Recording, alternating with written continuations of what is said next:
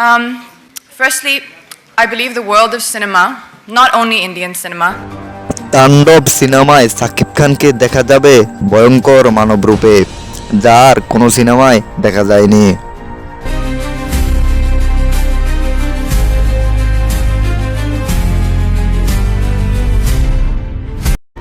এই সিনেমায় অভিনয় করবেন সেই বিখ্যাত ইন্ডিয়ান আইটেম গানের ডান্সার।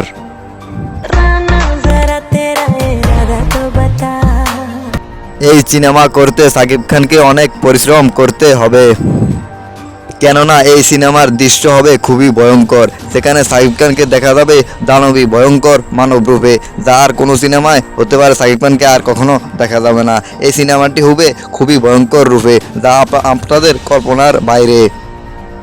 প্রিয় দর্শক, কেমন লাগতে পারে এই সিনেমার অভিনয়? বিস্তারিত কমেন্ট বক্সে জানাবেন।